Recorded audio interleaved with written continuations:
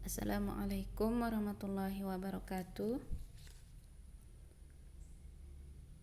Sebelum kita memulai materi, marilah kita bersama-sama membaca basmalah. Bismillahirrahmanirrahim. Baiklah, kita akan memasuki materi yang pertama, yaitu tentang taat kepada Allah Subhanahu wa taala dan Rasul-Nya dalam Al-Qur'an.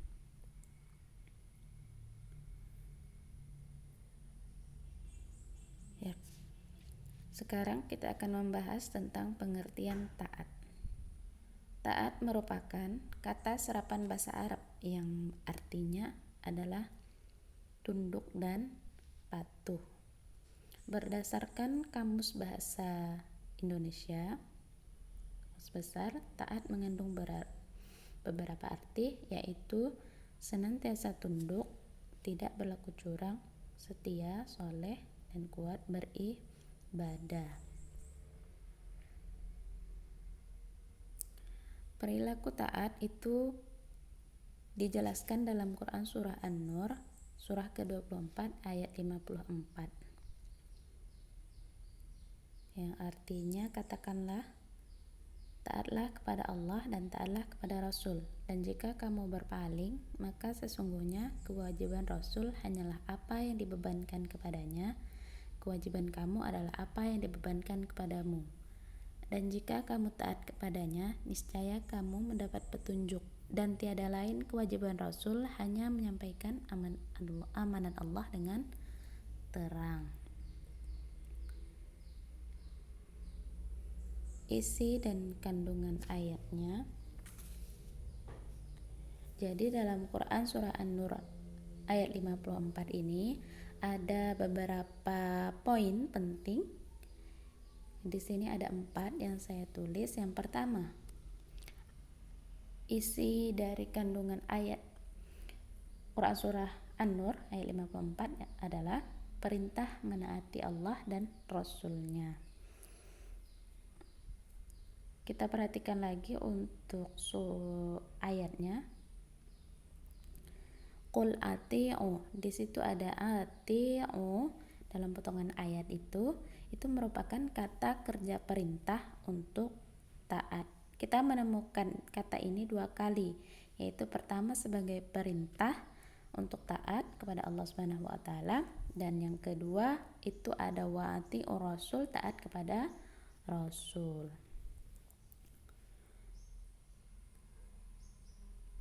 Makna kata yang berbeda bisa kita temukan dalam Quran surah lain. Ya, misalnya kita bisa lihat dalam Quran surah Ali Imran ayat 132.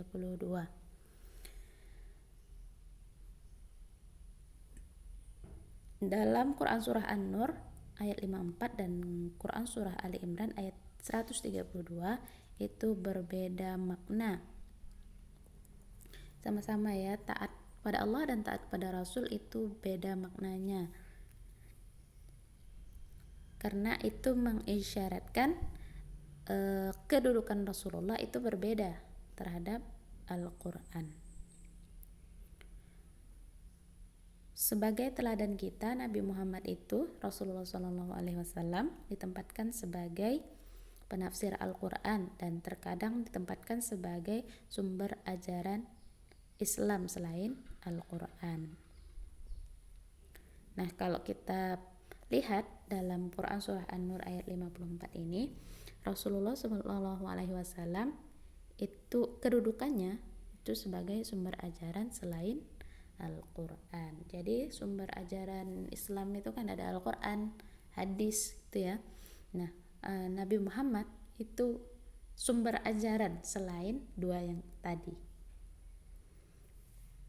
Tuh. Yang kedua, kandungannya yaitu Rasulullah tidak menjadi pelindung bagi orang-orang yang mengingkari. Nah, kalau kita kembali lagi ke ayatnya, tawallau, fa'il tawallau di situ artinya kamu berpaling. Orang yang dimaksud dalam ayat ini adalah mereka yang mendustakan, tidak mengakui dan tidak mengikuti ajaran Rasulullah SAW. Terus yang ketiga, yaitu menaati berarti mendapatkan petunjuk. Itu maksud isinya dalam Quran surah An-Nur ayat 54. Yang ketiga yaitu menaati berarti mendapatkan petunjuk. Struktur kalimat yang ada dalam terjemah Quran surah An-Nur ayat 54, dan jika kamu taat kepadanya niscaya kamu mendapat petunjuk. Struktur kalimatnya itu adalah struktur kalimat sebab dan akibat. Kita akan mendapatkan petunjuk dari Allah dikarenakan kita itu taat kepadanya dan taat kepada Rasul Allah.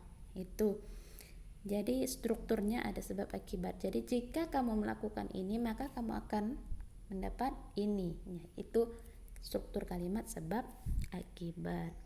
Nah, yang terakhir isi kandungan ayatnya itu menerangkan bahwa tugas Rasulullah yaitu sebagai penyampai. Ini bagian akhir ayat yang terakhir potongannya, dan tiada lain kewajiban Rasul hanya menyampaikan amanat Allah dengan terang.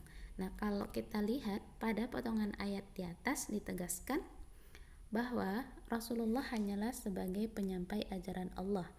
Rasulullah Shallallahu Alaihi Wasallam sudah menyampaikan ajaran Allah dengan seterang-terangnya, dan ini adalah tugas Rasulullah serta para Rasul sebelumnya.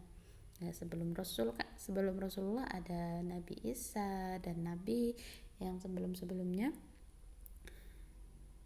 itu tugasnya hanya menyampaikan. Jadi ketika umat yang diajak itu tidak mau, Nabi Muhammad serta para Rasul yang sebelum-sebelumnya itu melepaskan diri dari mereka. Begitu. Itu untuk isi dan kandungan ayat dalam Quran surah An-Nur surah ke-24 ayat 54. Demikian materi yang bisa saya sampaikan. Semoga bermanfaat. Kurang lebihnya saya mohon maaf. Saya tutup. Assalamualaikum warahmatullahi wabarakatuh.